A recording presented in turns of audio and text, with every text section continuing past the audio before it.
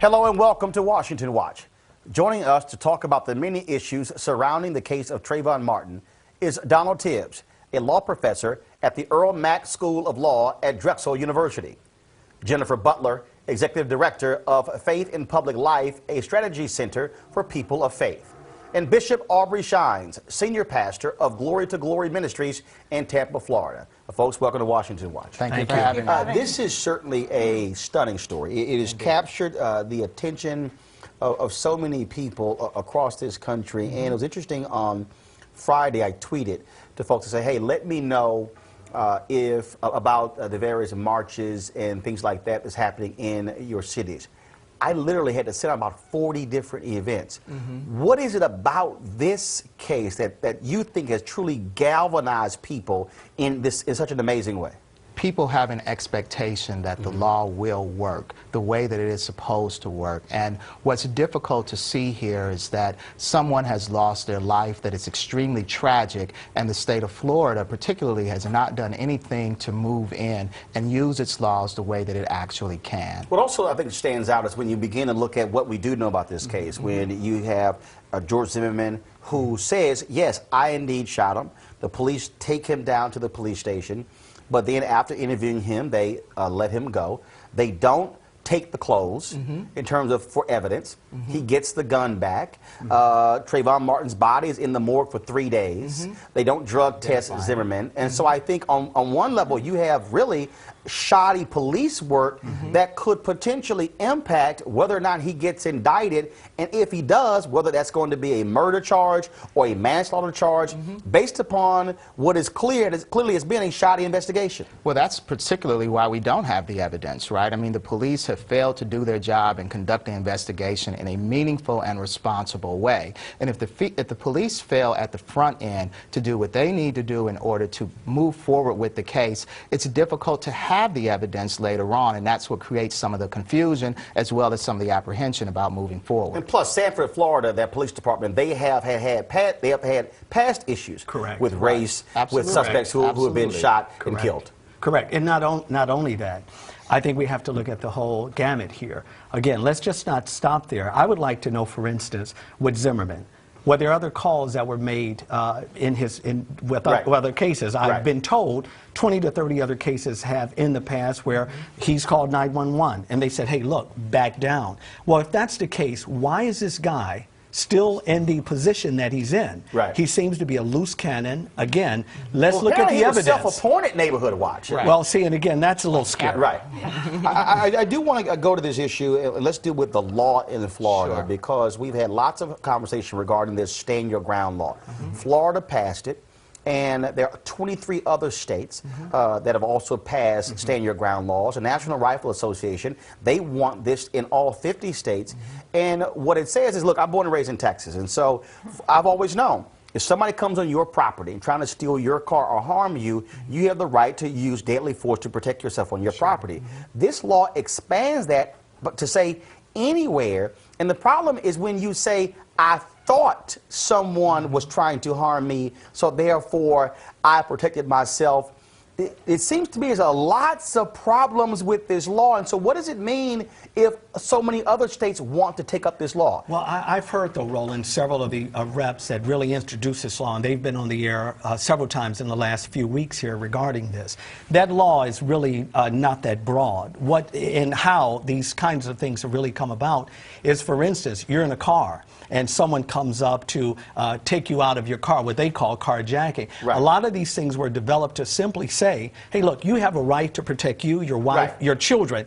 Now, I'm from Chicago, and here are states that don't have any protection as far as citizens being able to carry legal firearms. And look at the epidemic that we're having in that city right now as a result. So I'm not sure we need to throw out the law. Examine the law, but from what I'm hearing and from what I understand, I don't think that the law is the issue. I think the individual is the issue, not the law. So can I disagree with that Go vehemently? ahead. Actually, the law is particularly the problem here. The way that the statute is written is that it gives a person, it extends what we call the castle doctrine. And what you were just speaking about was the right to have self-protection in your own home. And you actually don't have the right to use deadly force unless deadly force is first coming towards you. But you also have to have a reasonable fear of imminent death or bodily injury. And so the extension of the castle doctrine out into the general public is what makes this a particular problem. And the way that the law is written is that it is overbroad. It doesn't have any limitations on it at all, and it allows individuals to act, as you said,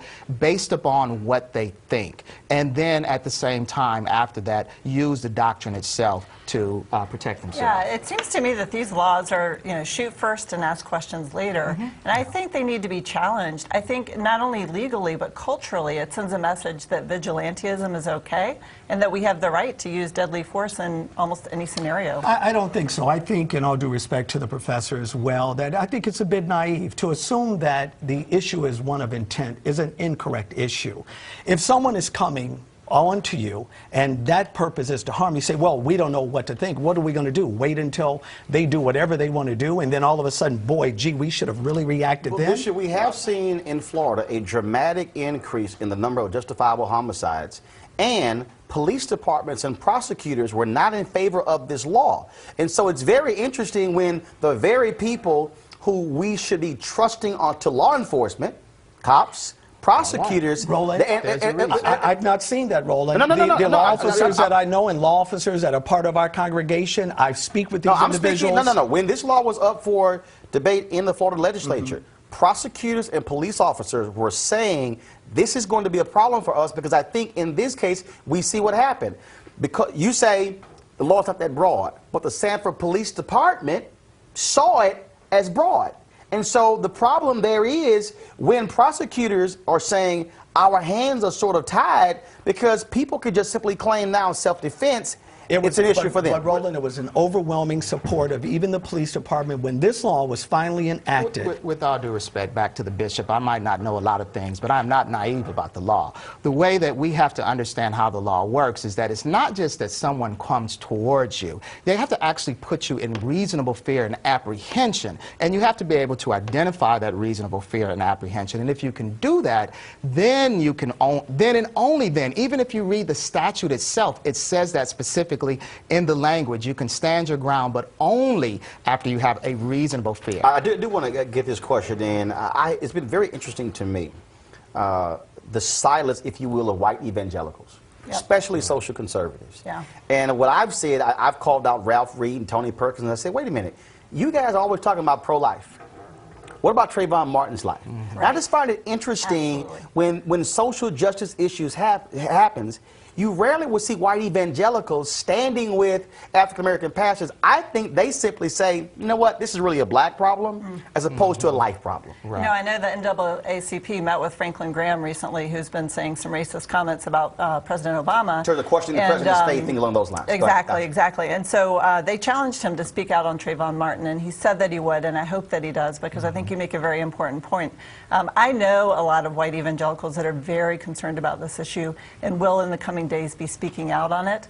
And so I'm heartened by that. But I think this is an issue for all people, regardless of political persuasion, regardless of faith, regardless of background. It just troubles me again when you don't hear folks say anything. And I believe, and I had a good conversation with several of conservative commentators on CNN, and I told them, I said, here's what I think the problem is. I said, I think in this kind of case, many social conservatives are also pro-law enforcement, are also pro-Second Amendment. Sure. And so when this issue, they're sort of like, I don't know where I come down. I said, if you believe in life, I just think as a person of faith, you can't just say, I'm going to be silent. I do too. But at the same time, let's be fair to some of those social conservatives. You and I both know they do not get a fair shot in the general landscape of the media. But when you don't say anything, then you would not have an opportunity to be called. All I'm simply saying is that when these sort of stories happen, when Sean Bell happens, when this story happens, when other stories happens, I often don't see white evangelicals standing with black pastors. And all this reminds me of, it was MLK and a letter from a Birmingham jail when he challenged white pastors to get off the sidelines, and I think that's part of the issue. And so I do believe oftentimes folks will say, well, that's really a black problem versus we need to be in the game. What about just speaking out seconds. because it is the right thing to do, because we know that there seems to be irregularities, we know that there are problems with this particular case, white or black, and we shouldn't try to separate the two out, because there is a big racial issue here, and we don't want to remove that or ignore that pink All I'm elephant saying in is the if you room. want to ask black pastors to stand with you when it comes to a pro-life rally, I'm saying stand when somebody like Trayvon Martin is killed. I agree as well. I certainly appreciate it. Thank you so very much for joining us. Thank you very much. All right then, folks. I hope this conversation encourages everyone to get involved in fighting justice, not just for Trayvon Martin, but for young black men everywhere, but also young folks, period. To quote Dr. King, injustice anywhere is a threat to justice everywhere. I will be in Florida, Sanford, Florida, tomorrow covering a march at the Sanford City Hall to demand action on this case. I'll have a special report next Sunday here in Washington Watch.